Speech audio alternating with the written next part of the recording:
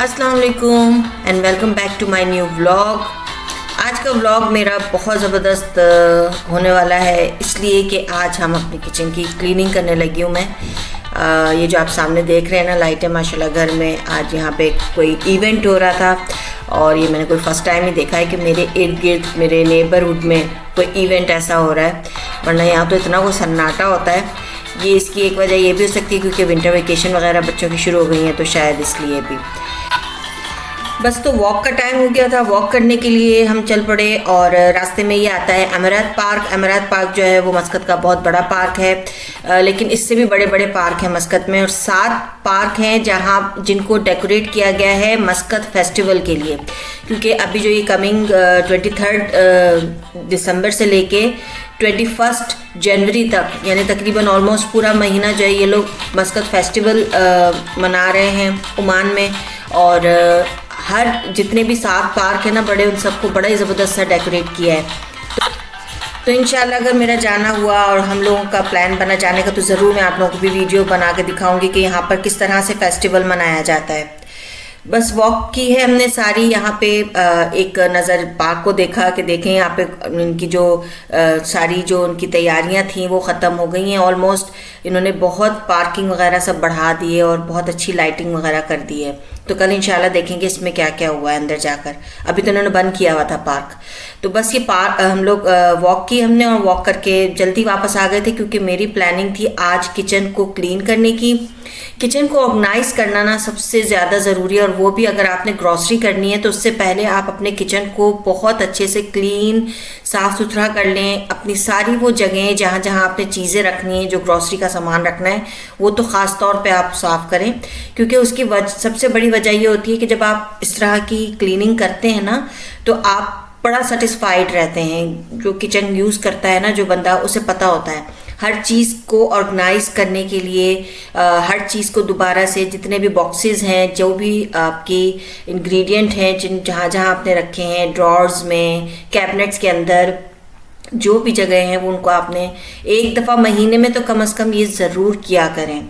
क्योंकि मैं तो कोशिश करती हूँ कि महीने में 2 दफ़ा ऐसा कर लूँ कि सारे कैबिनेट्स वगैरह की सब चीज़ें निकाल के उनको अंदर से साफ़ करूँ और दोबारा से उनको रीस्टॉल करूँ या रीस्टॉक करना हो वो कर लूँ। तो बस अब मैं इसी तरह से मैंने प्लानिंग शुरू की। सारे अपने बॉक्सेस जो हैं वो मेरे ड्राई स्पाइसेस के, दालें, चने और इस तरह के जितने भी बॉक्सेस थे उन सबको मैंने निकाला, और निकाल के उनको मैंने बहुत अच्छे से जगह को साफ़ किया कैबिनेट को पहले, और फिर उसे मैंने दोबारा से सेट करके साफ़ करके रखा।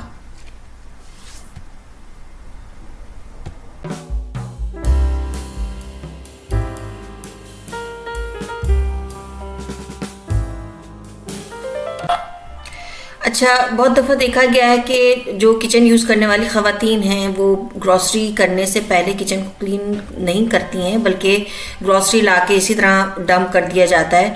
तो मेरा नहीं ख्याल कि ये कोई अच्छी बात है, क्योंकि ग्रॉसरी बहुत महंगी आती है, बहुत सारे पैसों की आती है, बड़ी मेहनत से कमाया जाता है। तो कोशिश क्या करें कि आप अपनी जो भी चीज़ें हैं ना उनको लाने से पहले उस जगह को साफ़ कर लें जहाँ पे आपने वो सब चीज़ें रखनी हैं। अच्छा, दूसरा ये कि मनी को सेव करने का सबसे बेहतरीन तरीका ये कि बजट फ्रेंडली ग्रॉसरी शॉपिंग करने का जो टिप है ना वो मैं आपको दूंगी आज। कि आप अगर आप इस तरह की क्लीनिंग करेंगे ना तो आपको आइडिया हो जाएगा कि आपके पास क्या क्या पड़ा हुआ है, आपने क्या नहीं लाना है। क्योंकि ये जो नहीं लाने वाली चीज़ है ना, ये आपके बजट को बड़ा कंट्रोल रखती है। होता ये है कि कभी आपके दिमाग से जैसे कुछ चीज़ें निकल जाती हैं, वो दोबारा आ जाती हैं और फिर वो ढेर सारा जमा हो जाता है, और फिर एक्सपायर। यहाँ ओमान में तो हर इंग्रेडिएंट और हर तरह के जितने भी स्पाइसेस वगैरह इन सबकी एक्सपायरी डेट है, तो यहाँ पर इस्तेमाल नहीं किया जाता है। तो यहाँ पर एक तो पैक भी बड़े मिलते हैं, मतलब ½ kg से स्टार्ट होता है, और 250 ग्राम वाला कोई सिस्टम नहीं है यहाँ पर। तो ½ kg के पैकेट लेने पड़ते हैं, तो वो मेरा तो 1 महीना 1.5 महीना निकल जाता है। लेकिन ये नहीं कि ड्राई स्पाइसेस की एक्सपायरी जो है वो 6 महीने और साल भर की तो होती है, लेकिन फिर भी हमें बहुत कंट्रोल करके और ख्याल करके करना पड़ता है। अच्छा, ये जो मेरे पेपरिका पाउडर की जो बॉक्स था ना, ये मैंने अभी साफ़ खाली नहीं किया क्योंकि इसके अंदर थोड़ा है और बड़े दिनों से मैंने इसके अंदर भरा हुआ है। तो जब ये बिल्कुल खाली होगा ना, इसको मैं धो के फिर दोबारा से रिफ़िल करूँगी।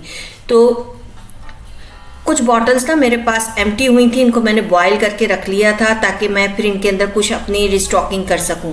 तो जो मटेरियल मेरे पास शॉपर में पड़ा था ना, पैक था जो, वो अब निकालने का टाइम आ गया था क्योंकि वो चीज़ें जो है मुझे इस्तेमाल करनी थी। तो मेरे पास जो एम्प्टी बॉटल्स थी ना, मैंने उनको फिर रीफिलिंग शुरू कर दी उसमें।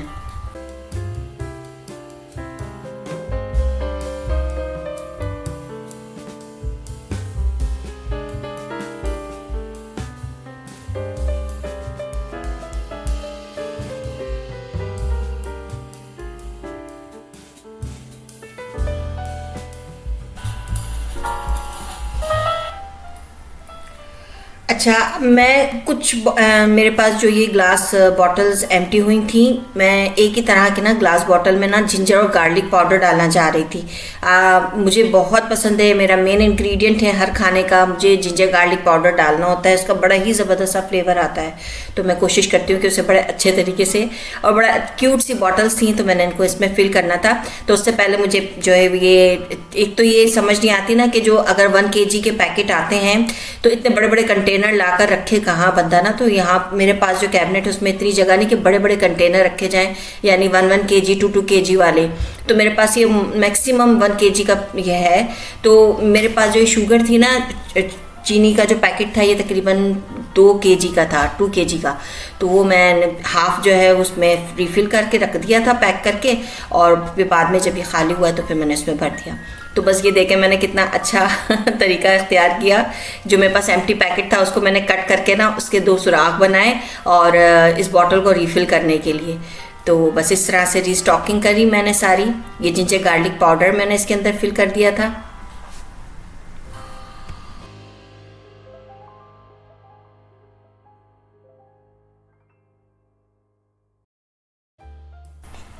अच्छा, इस तरह से ऑर्गेनाइजेशन हमारी बहुत ज़बरदस्त हो जाती है किचन की, क्योंकि हमें ना पता भी चलता रहता है कि कोई चीज़ ख़राब तो नहीं हो रही, कोई चीज़ बहुत ज़्यादा पुरानी तो नहीं हो गई है, और कोई ऐसी स्पाइसेस तो नहीं हो गए हैं जिनमें कोई ख़राबी आ गई, कीड़ा लग गया है, क्योंकि बहुत सारी चीज़ों में कीड़ा भी बहुत जल्दी लग जाता है। तो इन चीज़ों से भी हमें जो है ना अवेयरनेस मिल जाती है। और इस तरह से महीने में तकरीबन 2 दफ़ा तो कोशिश किया करें कि आप अपनी डीप क्लीनिंग करें किचन की, और हर चीज़ को जो है अच्छे से क्लीन करें।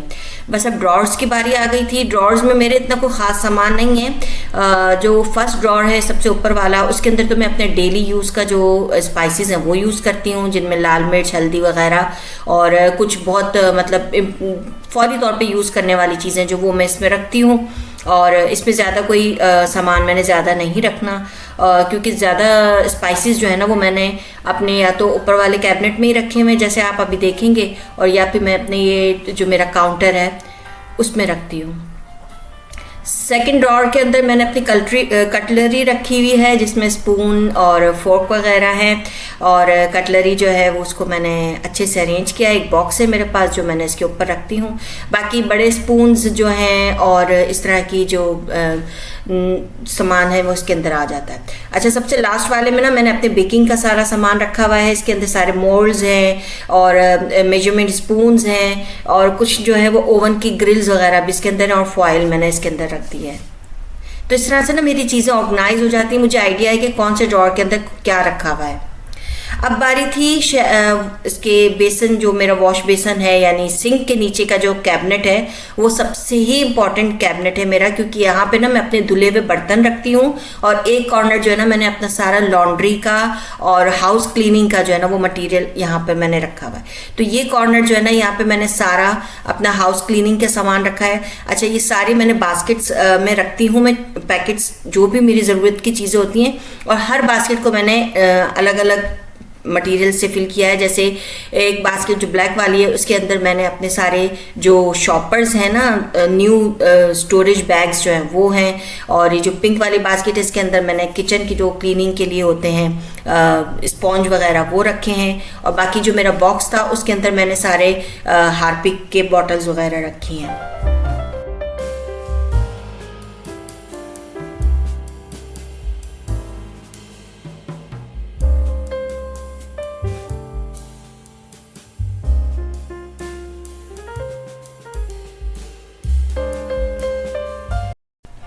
अच्छा, एक टिप और दूंगी कि अपने ना किचन को ऑर्गेनाइज इस तरह भी करें कि आपके पास स्पेस बचे, जगह बचे चीज़ें रखने की।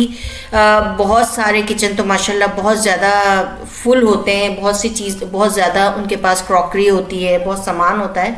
तो उसके लिए कोशिश करें कि ऐसे आप ऑर्गेनाइज करें कि आपकी सारी चीज़ें जो है ना बड़ी तमीज़ से आ जाए, तरीके से आ जाए, और आपके पास स्पेस भी बच रही है। ऐसा नहीं कि बिल्कुल कोई भी कैबिनेट खोले तो सब मुंह पे आ रहा है सामान, तो इस तरह ना हो। थोड़ा सा उसको स्पेशियस बनाने की कोशिश करें, ऑर्गेनाइज करने की कोशिश करें। तो बस अब मेरे ओवन की बारी थी। जो ओवन वैसे ही माशाल्लाह मेरा क्लीन ही रहता है, अल्हम्दुलिल्लाह मेरा सारा किचन ही बहुत क्लीन रहता है। लेकिन फिर भी मैं कोशिश करती हूँ कि हर रोज़ तो मैं ये सब चीज़ें हटा हटा के साफ़ नहीं कर सकती ना। तो मैं कोशिश करती हूँ कि फिर 15 दिन, 20 दिन या महीने में एक दफ़ा सारी चीज़ें हटा कर उनके पीछे से, उनके कॉर्नर्स और सब चीज़ें जो उनको अच्छे से क्लीन करूँ।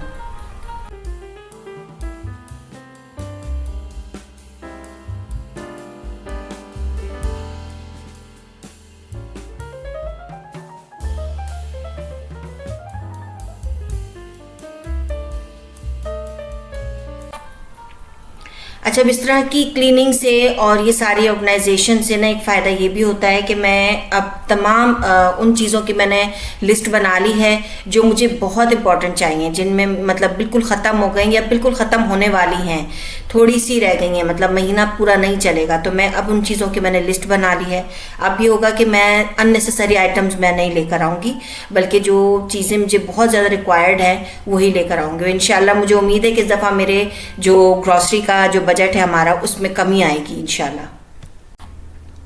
क्योंकि घर की ख़वातीन को ही सोचना पड़ता है, और भले आपके पास अल्लाह ने बेशुमार दे रखा है आपको, लेकिन फिर भी ये कि आप इस तरह से गैर ज़रूरी इस्तेमाल तो नहीं कर सकते ना। पैसा तो मेहनत से ही कमाया जाता है, तो ये हमारी कोशिश होनी चाहिए। और घर की औरत ही कर सकती है। मर्द तो बोलते हैं हाँ ले लो, ये भी ले लो, वो भी कर लो, लेकिन फिर भी ये कि आपको ही सोचना पड़ता है कि नहीं, थोड़ा कंट्रोल रखना ही बेहतर है। और ख़ास तौर पे उन फैमिलीज़ के लिए मैं बहुत ज़्यादा एडवाइस करूँगी कि जिनके बच्चे पढ़ रहे हैं, जो एजुकेशन हासिल कर रहे हैं। और आजकल की एजुकेशन हासिल कराना कोई आसान काम नहीं है, बहुत महंगी है, बहुत हैवी फीसिस हैं, बच्चों को बच्चों के लिए देनी पड़ती हैं, ज़ाहिर है, और उनकी ज़रूरियात भी हैं जो, तो उस पर ज़्यादा फोकस करें। वो इन्वेस्टमेंट सबसे बेहतरीन है, क्योंकि जो बच्चों पे की जाने वाली इन्वेस्टमेंट होती है ना, वो आपकी ज़िंदगी भर आपके काम आनी है इंशाल्लाह। तो घर के सामान में तो क्या है कि मतलब आप ज़रूरत की चीज़ें भी इस्तेमाल कर सकते हैं, और ज़िंदगी गुजारनी है, वक्त गुजारना है, एक दिन गुजारना है। तो अगर हम इसके लिए एक दिन को गुजारने के लिए अगर ज़्यादा खर्चा करेंगे तो फिर ज़ाहिर है हमारी जेब भी खाली होगी, और इससे तो कुछ भी नहीं फ़र्क पड़ेगा। तो बस ये काम सारे हो रहे थे।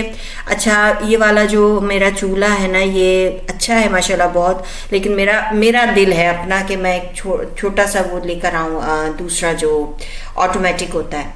लेकिन अभी नहीं, फ़िलहाल इंशाल्लाह देखें, शायद अगले साल वो मेरी अभी उसमें प्रायोरिटी लिस्ट में है, उस तरह का मैं लेकर आऊँगी स्टोव।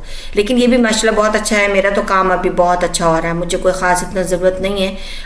बस ये स्टार्टिंग में ले लिया था मैंने, क्योंकि उस वक्त ना मुझे यहाँ के इतना को पता भी नहीं था, और नहीं मतलब आइडिया नहीं था। तो बस वो जो कराची में यूज़ करती हुई आई ना चीज़ें जिस तरह से, तो उसी तरह की चीज़ें मैंने यहाँ पे भी यूज़ कर ले ली।